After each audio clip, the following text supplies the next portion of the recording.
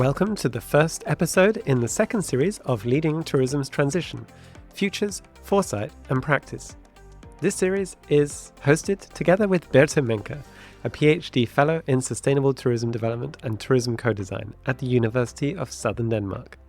In this episode, we look at futures and foresight, and we ask the question, do we have agency? We'll be looking at this question together with someone who is immensely qualified to help us navigate this topic, Birthe Bishop. He's the founder and executive director of Teach the Future, and he has more than 30 years of experience at the University of Houston, leading their master's program in foresight. With Birthe, we'll be looking at how we might construct different scenarios that help us consider tourism futures, and we'll explore the rationale behind doing so. So, sit back, make sure you've already hit subscribe so you don't miss any future episodes, and enjoy listening to this discussion.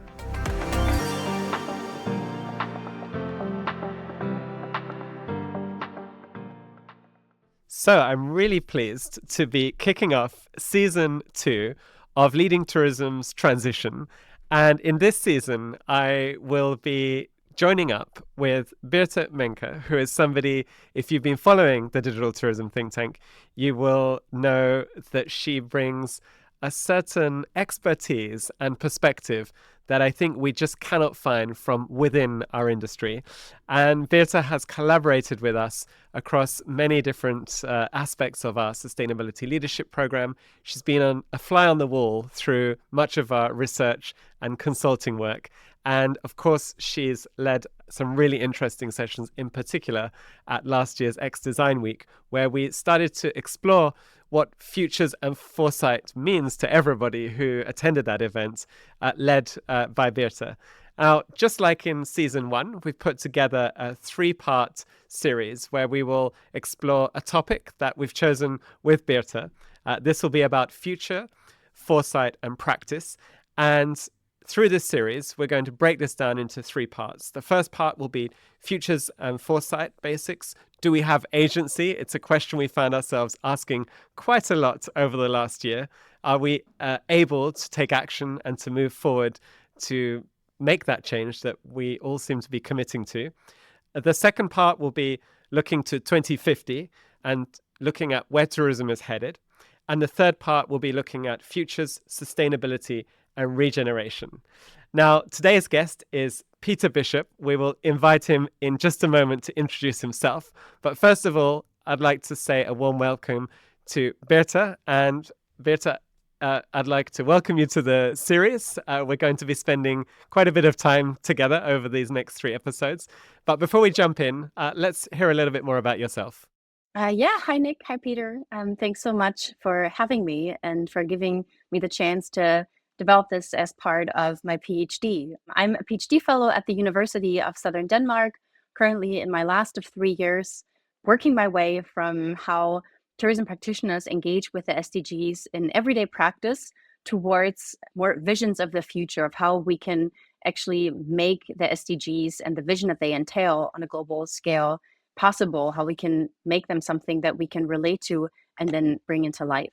And I have taken greater interest in futures and foresight because I've realized just how difficult, cumbersome, or even absent our relations to the futures are that sustainability efforts in the present are supposed to create.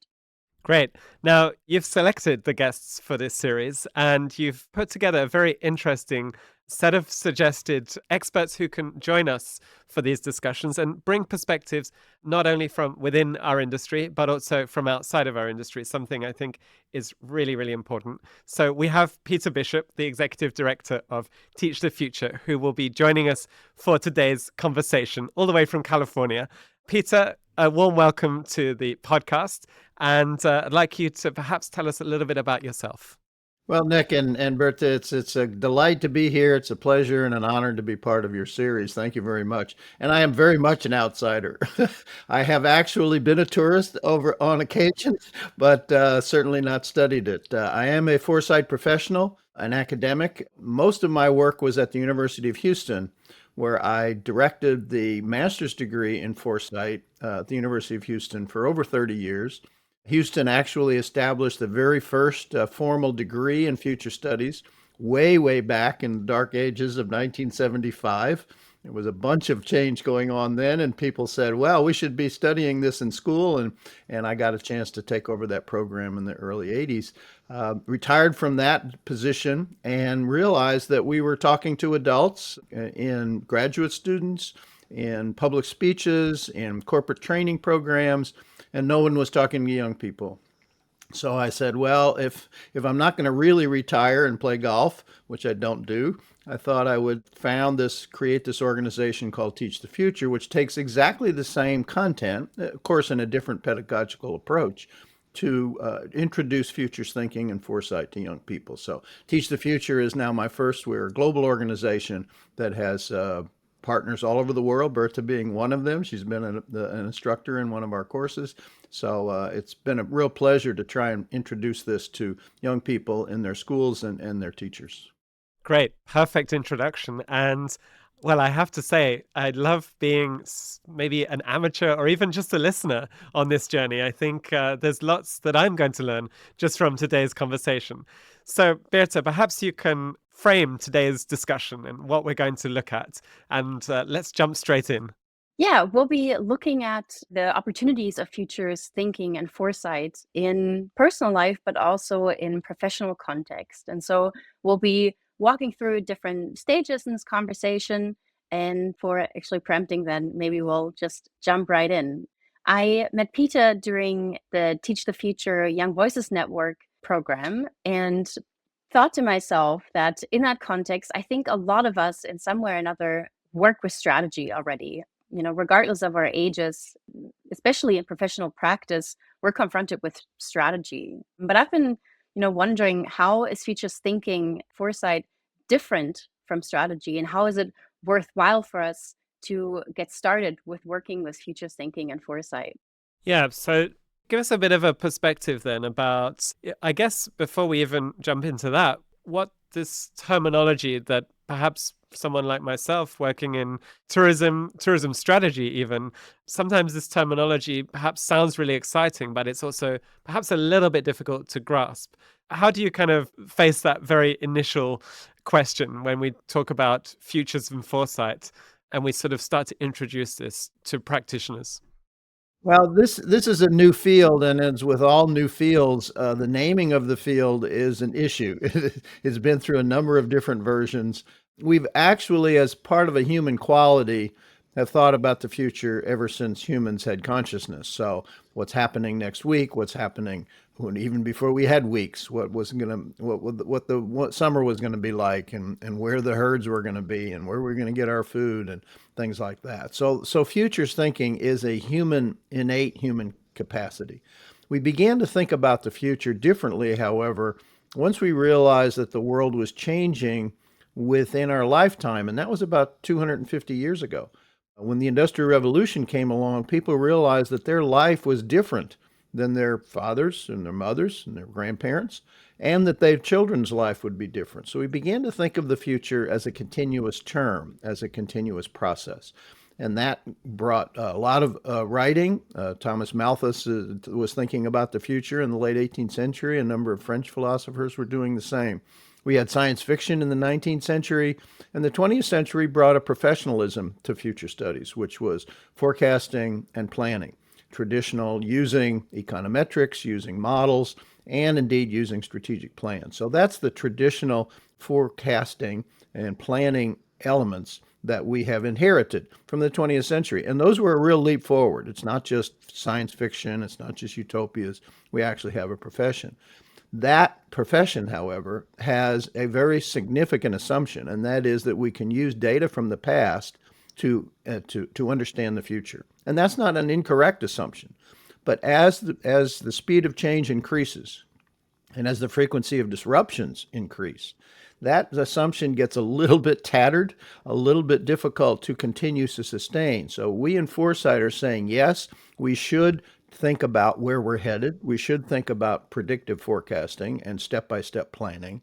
But at the same time, we should also expect disruptions. And disruption is the key insight to the 21st century approach to the future, which we now call foresight, which is a kind of a rename of a word, because we can't simply extrapolate from the past to the future. We can't simply say, well, if we do steps 1, 2, 3, 4, we'll get outcome number 5. No, disruptions are to be expected, and therefore, how do we deal with that? It's a different approach. It doesn't replace predictive forecasting or step-by-step planning, but it adds to it. It adds an extension. How do we deal with disruption?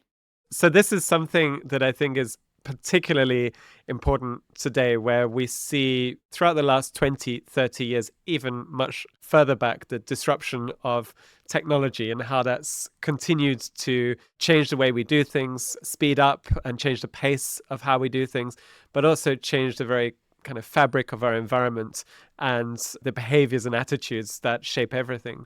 But we also see some even more fundamental challenges looking not very far into the future surrounding, environmental concerns and the planet at large. So these are really big concerns that now at an industrial level we are preoccupied with, and we are looking for ways to work in this rather challenging space, which I think for many of us is also an area that's actually very uncomfortable to work in as well. Perhaps before I kind of bring Birthe in on this, from what you've maybe witnessed through your research, help us kind of understand this difference between futures and foresight, because I'm throwing these terms around very loosely, but of course they're not quite the same, are they? Yeah, sure. As I say, foresight is the name that in the English-speaking world we adopted to mean two activities which were developed in the late 20th century in a more linear and extrapolative fashion. That's predictive forecasting, traditional forecasting, which economists, the IPCC is doing that with their atmospheric models. Basically, we use spreadsheets and econometric models to forecast the future. That's fine, and we should do that. But we shouldn't stop there. We should say, yes, you're assuming that those models will be valid into the indefinite future, at least until the time horizon. And that's not a bad assumption, but we have to challenge it. We have to say, what if they are not? And therefore, what could happen instead?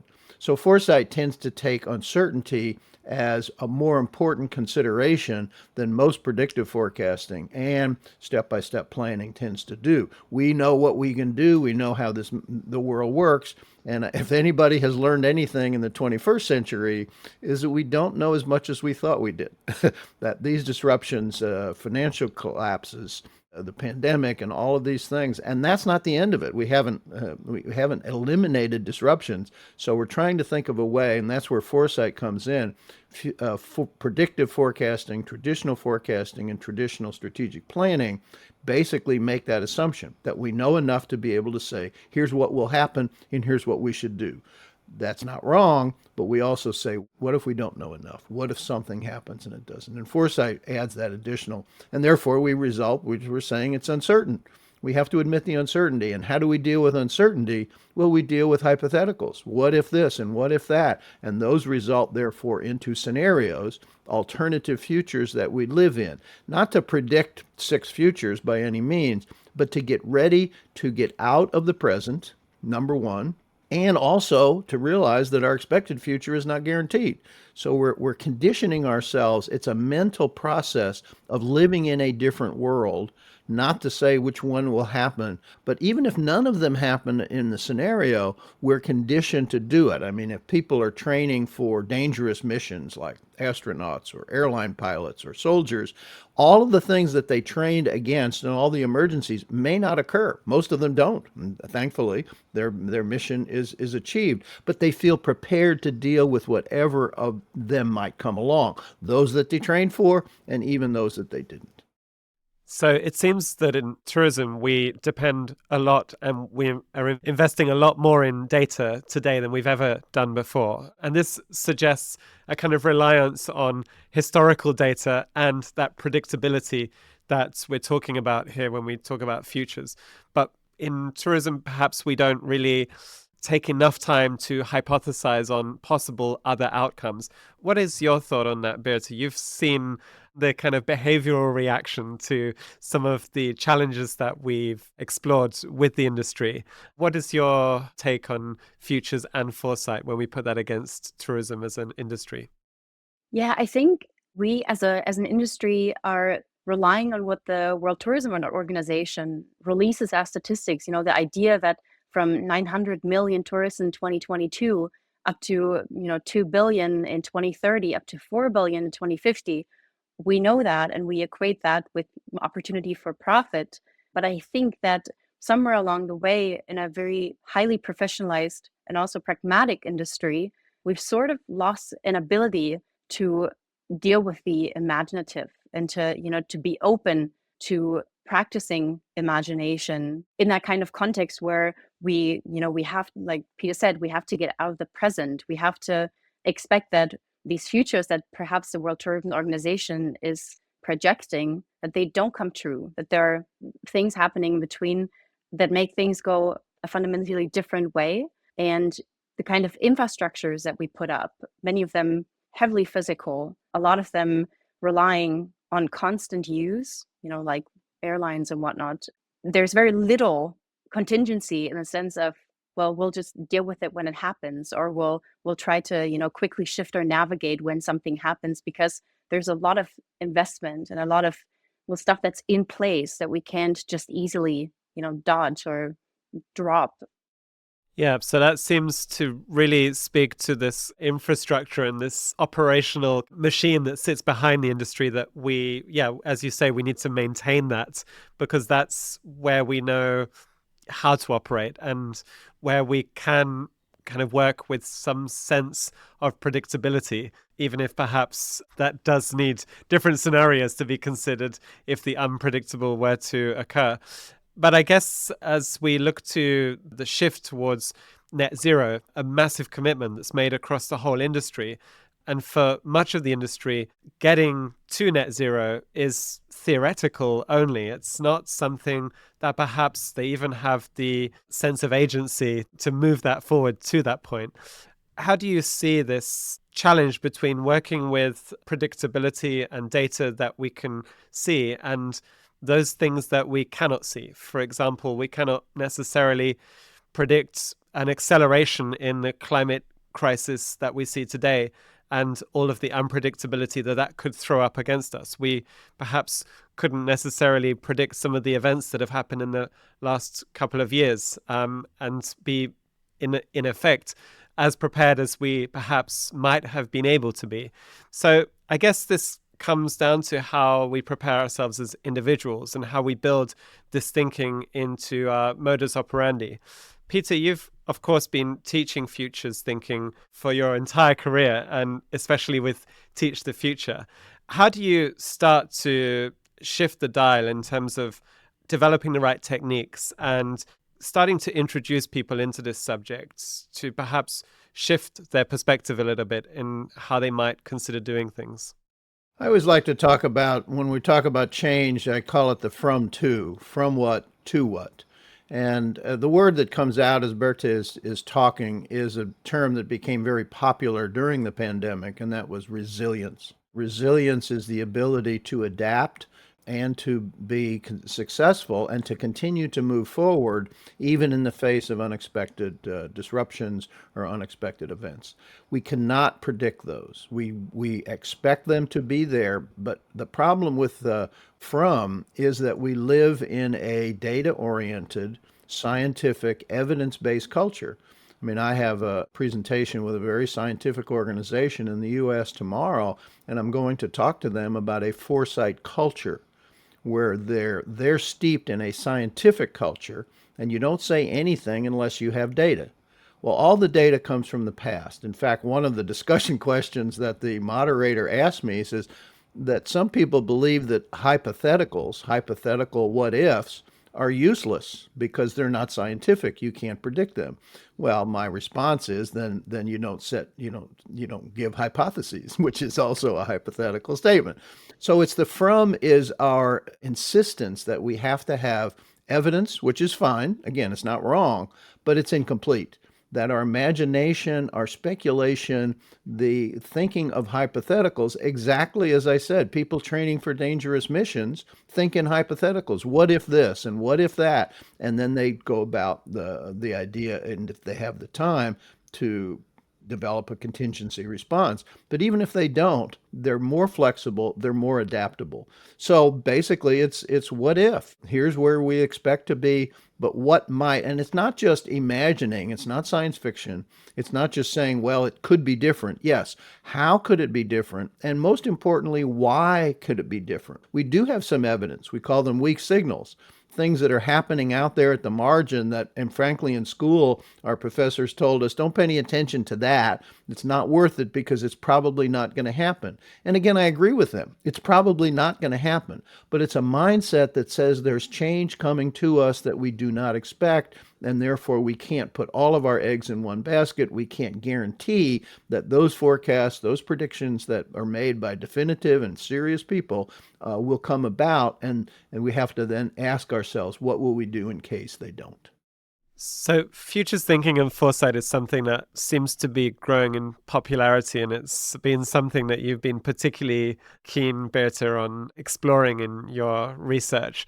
What do you think some of the reasons for that are? Is it a change in our general culture and attitude towards how we see the future? Is it perhaps reflective of maybe cultural attitudes in our society? What are both of your thoughts?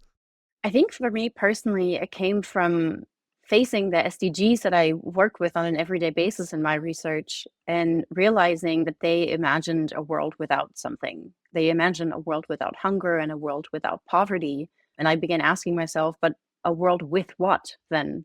And through a very elaborate exercise for us that we then made public in X Design Week last year, translating those targets and the many, many targets of the SDGs into possible statements that we could actually, put our thoughts into and say, well, that's something that's desirable. That's something that I want to achieve. Something like, not people living in poverty or wanting to eliminate poverty, but people having enough to live and leaving the margin for people to determine what that means. Because currently that's like $1.25 a day. That's been decided upon Western ideals of what's normal and what's enough. Anyway, so that's where I got started thinking about the future differently and realizing that in order to understand how people practice the SDGs in everyday practice, I need to also look at how people imagine themselves contributing to the futures that these, sustainability efforts they're undertaking, what sort of futures these are building. And so it was a relatively natural process. And I've come to realize that there's a little bit of resistance in tourism and the industry when it comes to speaking about the images of what people think might happen or what, based on evidence of micro trends and signals in the present. People are really reluctant to put their finger on something and be the one person who is, put that out there and made that a hypothetical reality just by voicing it. And that's something that's really interesting to experiment with because all of a sudden the future or the futures in plural become speculative and they become something that you can actually act upon. And that's very different than working towards a set SDG where you have a set target and a number that you have to hit. Yeah, very interesting. And how do you perceive that uptake in interest, Peter? You must have really seen this in a very comprehensive way throughout your career. Well, as I say, I don't think we're asleep. There are deeply entrenched cultural prescriptions, as I said, on being predictive. I mean, we value certainty. There's no doubt about that. I value certainty. But we also should value uncertainty. In fact, if the future is not yet determined, if it indeed is open and is a set of possibilities, not a fact, not a determinative outcome, if it's a set of possibilities, then we have influence. Then we have agency. We're at the table and we can apply our time and our talent to coming up with a more preferred future than it would happen otherwise.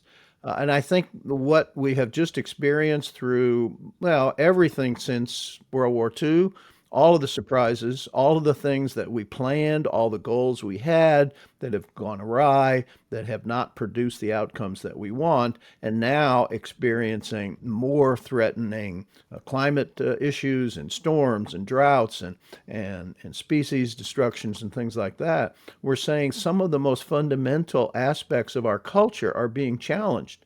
Not just fossil fuels, but can we actually act in a way that creates a different future, one that is not destined to bring about what the forecasters will tell us is a catastrophic change in our planet's health and well-being.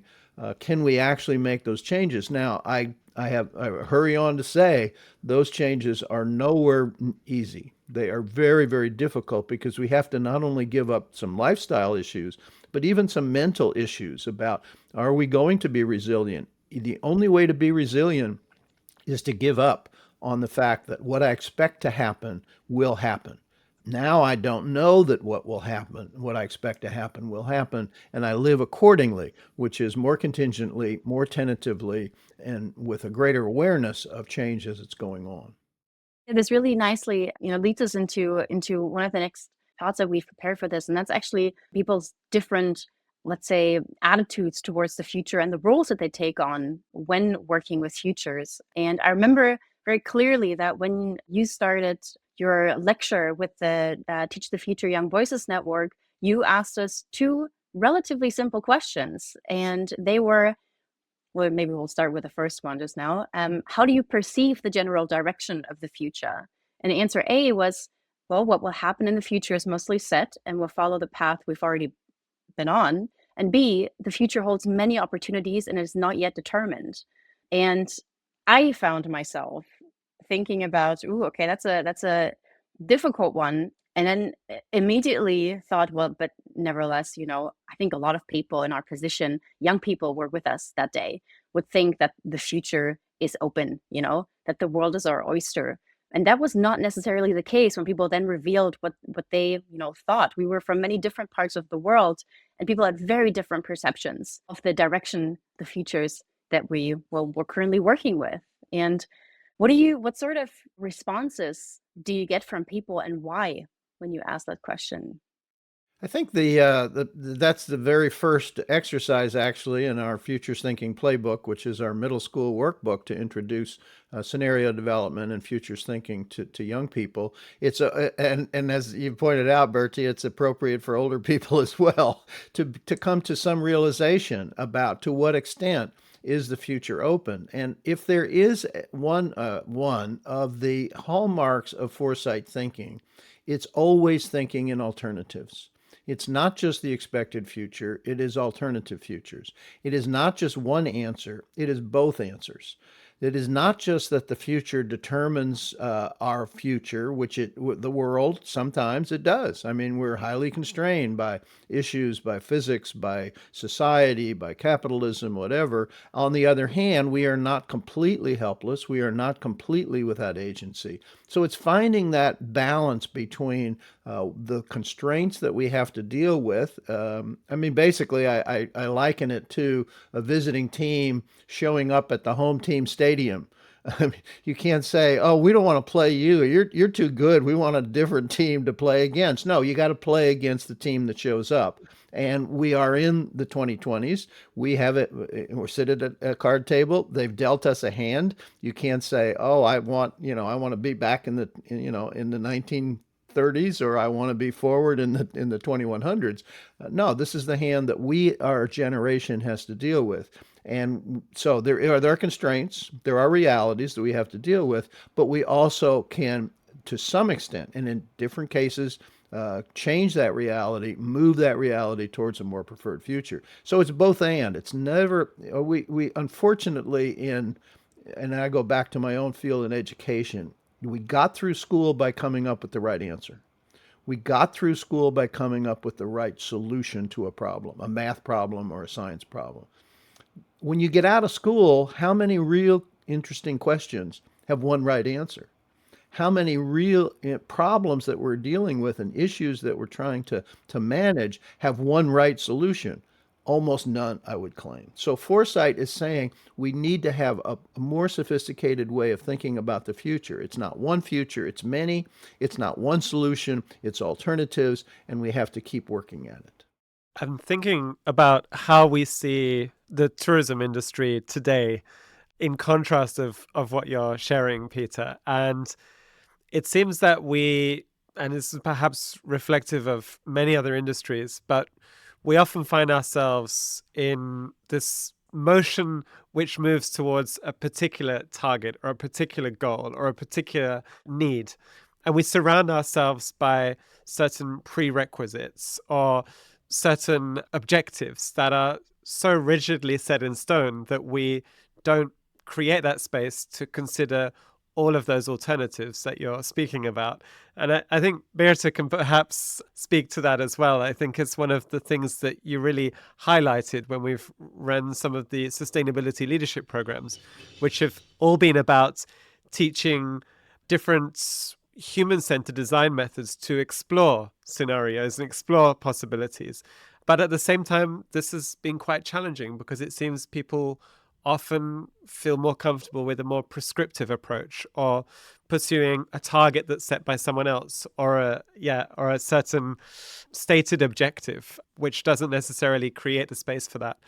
To consider that in the sense of that professional environment, I'd love to know what your thoughts are and if there are certain methods that can help us to open that thinking up so that we can perhaps have that sense of agency that we're speaking about, but also have that flexibility to not only work with one course of direction, but also create space to explore others.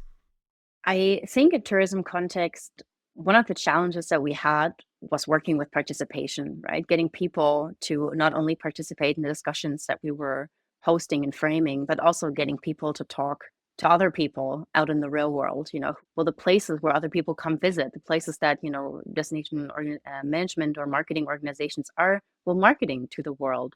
And so getting out of that echo chamber of the own company and getting out of the echo chamber of the people who are potentially pursuing the same strategy as you are in a public or public private enterprise, I think that already fundamentally changes the way we think about what we do. Because once you come to participatory practice and once you open the gates for other people to come and voice their concerns and their hopes and their dreams and their fears, especially across generations, that makes a huge difference. And I think we tend to forget the younger generations in a lot of these conversations. I think we tend to professionalize the conversations of what we want to happen to the places that we live in, what we want to happen to the places that we visit.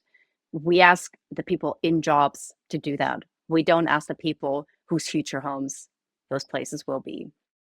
That really is a question of then who is enacted to open up and engage and who should be part of any process. And when we think or try to create solutions for something which either does or might impact others or might have even wider impact, how do we create a kind of more pluralistic approach to bringing other views and other considerations into that process?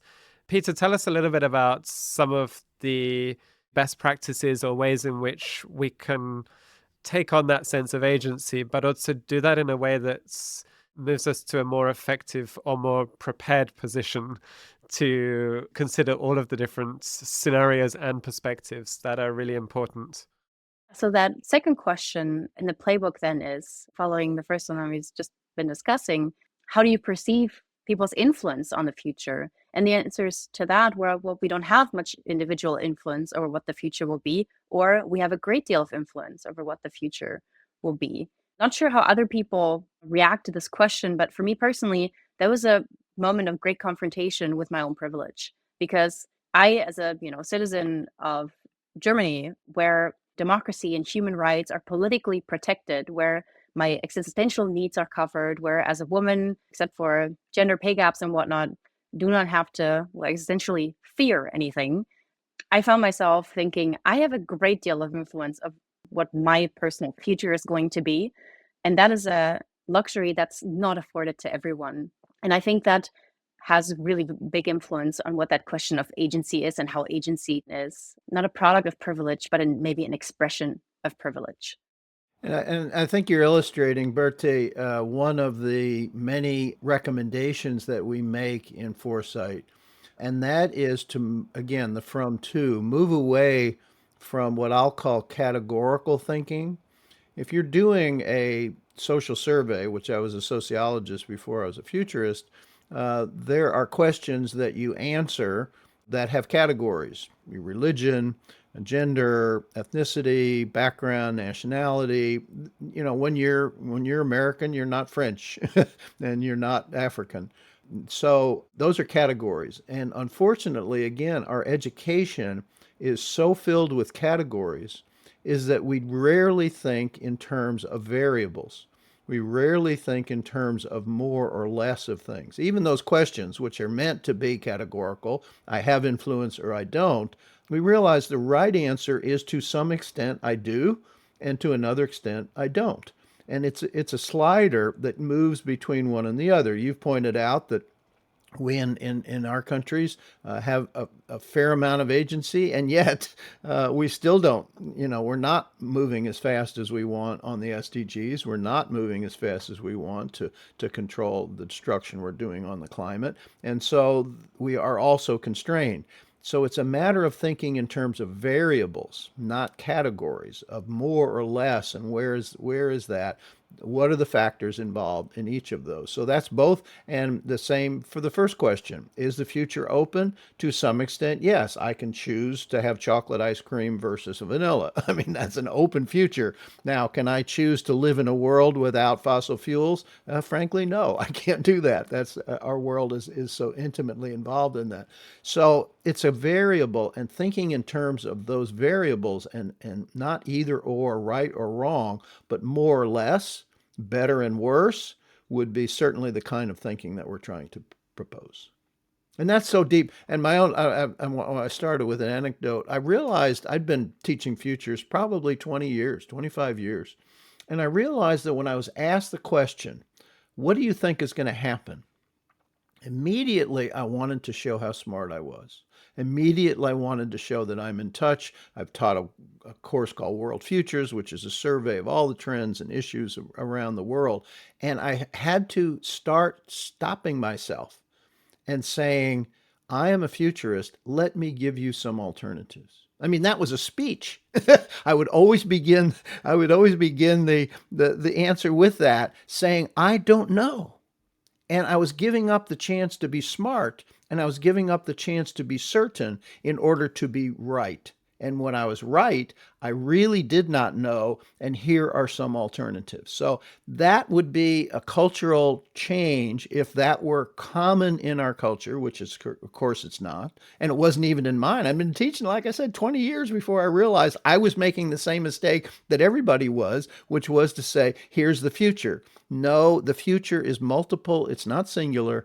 And let me give you some scenarios. And I would say that people are less satisfied with that, but I think that's a more valid response. That's, I guess it takes a lot of strength to also be able to change expectations and change that relationship that we have with whatever it is that we're trying to plan and prepare for. And I can certainly speak for myself from a professional perspective. It can be very difficult not to give the right answer or the right prediction or the more specific answer that seems to offer some sense of certainty. So I can certainly relate with that as well. Birthe, I don't know if you have some additional kind of thoughts on that from what you've seen, because you've analyzed and observed how many organizations have taken on this role. And I guess you've seen different cultural approaches to this and different environments in which this specific situation emerges. Yeah, I generally think that the kind of humility in saying, I don't have an answer to that is not really afforded to us in academia. I think it takes a great deal of courage to say to a group of students, look, I don't have the answer to that. I'm going to have to get back to you, or let's find out together. And at the same time, I think oftentimes it seems like there is no time to entertain the idea of, oh yeah, we don't actually know that. We're going to have to look into the different ways that this might play out. If you are put on the spot and if you have to decide something immediately, or if you have to submit a proposal, or if you're faced with a politician who's interested in what touristically is going to happen in your area or what you want to happen, then one answer is often the only thing that's practically, yeah, affordable. And that brings me back to Teach the Future, because one of the context that we're talking about is that we learn, for the most part in school, what's in the textbook, what's in the teacher's lecture, what the answers are to the questions and the problems that they propose, which all have right answers and wrong answers, right solutions and wrong solutions. We rarely ask questions, certainly in the secondary, elementary, and even in college undergraduate, questions that have multiple answers, that where the variable is the answer. It's not the category of yes or no, right and wrong. What we're trying to propose to educators is to shift towards a more skills orientation in school rather than a fact orientation. That learning, the facts are in the internet. The facts are in ChatGPT now. Come on, you know, why are we stuffing their minds full of all of these facts when in fact they could look it up in 20 seconds with the phone in their hand? It's really ridiculous. On the other hand, what skills take some time to acquire and practice. That's the beauty of teaching the future in school, if I can make a plug there, because there are no facts. As Birthe said, it's all about investigation. We do not know what's going to happen, so let's practice the skills of curiosity, of asking the right questions, of finding data when we can, of inquiring from other people. What are the different perspectives? What are the alternative perspectives? What are the alternative values from different stakeholders and their interests? And how are we going to merge all of those into a decision and into an action about the future? Those are really hard questions. They're not hard like calculus or organic chemistry, but they're hard because we have to work at it. And I wish school were more about working on those hard questions than they are about the questions, which are not easy, of course. Learning math and learning science is difficult, but they're easy in another way because they have an answer and an outcome. We don't have answers and outcomes to most of what Birthe is talking about, stakeholders and alternatives and disruptions and things like that. But we need to confront that even while students are in school, not just after they get out. I think in at least in educational context, countering a question with another question is something that's readily accepted, at least in the, educational environment that I'm in right now in Denmark. But in the industry, countering someone's question with yet another question is maybe less of a common practice. But I think moving along questions, and that's something that I've also seen throughout my PhD, moving along questions can actually be a very enriching experience and really help understand what it is that you're, working with and what it is that you want to achieve with what you're working on. And so asking questions and, well, answering questions with more questions can actually be a very valuable thing in that context. I think you certainly speak about this space and creating acceptance for this style, this method, this cultural approach to both studying and teaching, but also finding possible answers and exploring them. And that question of time is a really critical one, because we seem to be under so much pressure to deliver clear, tangible results on short-term objectives, things where we can demonstrate results. And that takes away all the creativity that we might be able to apply and that openness to considering different approaches. I guess this is why we, with our work, incorporate human-centered design, and we put so much value on that, because we feel that we don't necessarily have the answers to most of the questions we have. And the answers, if we talk about strategy in an industry like tourism, strategy has to be built not only on some of the data that we can see, but of course also the questions that we might want to explore and see where they can take us. So I really like that idea, Birthe, about following one question with another, because I think that really represents a completely different way of working. We've talked about changing our perspective completely, and finding a way to incorporate this into our day-to-day lives, and in particular in this context, in a professional sense. Peter, how would you say people can get started when it comes to thinking about futures and foresight? What would you recommend as a good place to begin that journey? The good place is to recognize and follow change as it's going on in society. Even that is a challenge in a professional context because did you hear this news report? What if this were to happen? What if this were to become more important? Should we be thinking about this? Now, you can take that to an extreme, as you can take anything to an extreme, and it's called the paralysis of analysis. And people are so petrified of that. We have to get the outcome. We got to get to the goal. We don't have time, as Birthe says, to discuss and to understand. Well, that's a cultural problem. We need to take some time, not all the time in the world, and we do have goals and we do have urgency. On the other hand, if we don't take time to understand change and how it is emerging and how it could come out in the future, then we're going to continue to make the same mistakes we've made so many times before, leaping ahead. Then the phrase that I guess my major negative phrase is all we have to do is we know what to do. Let's just do it and stop talking about it.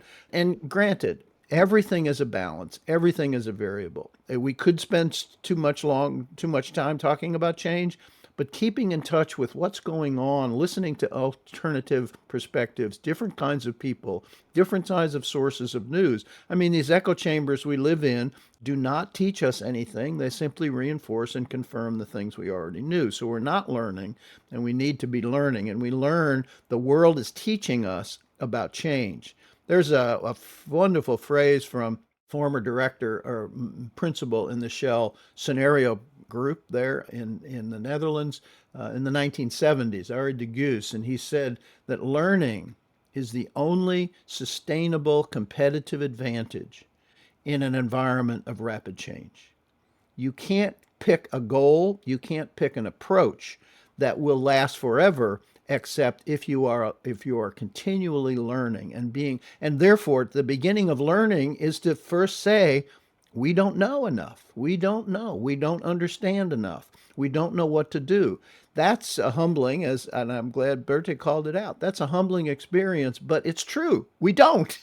And as the world gets more complicated and more complex, we know less and less. And so it's not easy to understand all those things.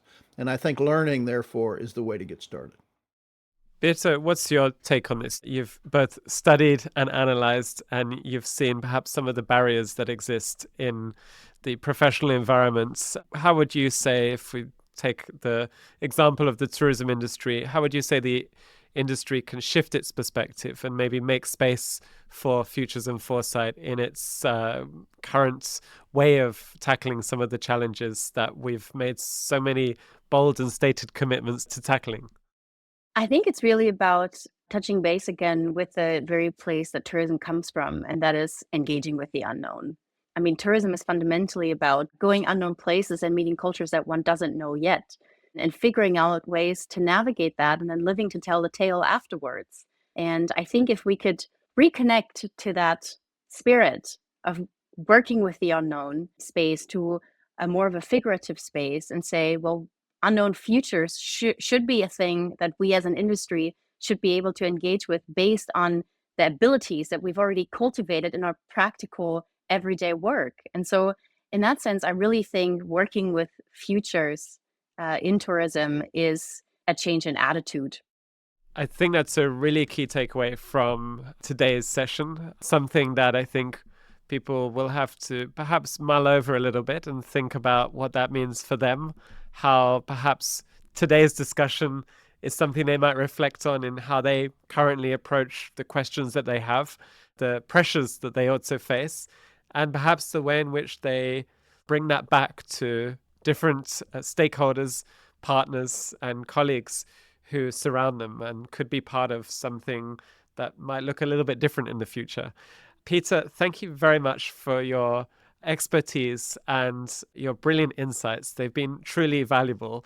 Birthe, we're going to continue this discussion into the next podcast where we will connect with Ian Yeoman and we'll be looking towards 2050 or trying or potentially exploring some different scenarios now that we have this really good basis.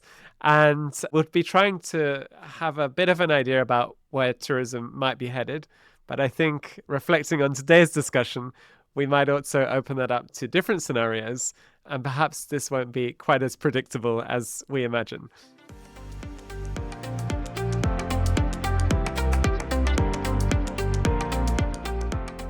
Well, that concludes this episode of Futures and Foresight as part of Leading Tourism's Transition, Futures, Foresight and Practice. We are immensely grateful for Peter and Birthe, both for giving us the time and space to explore this important topic. And if you enjoyed that as much as I did, I'm sure you'll be now reflecting on how we can perhaps do things a little bit differently, where we try to avoid narrowing down our options or making assumptions about how the future might look. It seems clear that we need to sometimes consider different approaches and different scenarios, and at the same time, remain open to what the future might hold. Next episode will be focused on how we look towards 2050, and we'll be exploring this question together with Ian Yeoman, someone who is extremely experienced as a futurologist and professor in tourism. So if you haven't already done so, make sure you hit subscribe. And if you have a little bit of extra time, why not check out some of our other podcasts just by searching for Digital Tourism Think Tank wherever you get your podcasts. We'll see you next time, and we look forward to exploring the questions around the future and how tourism might play a role in that.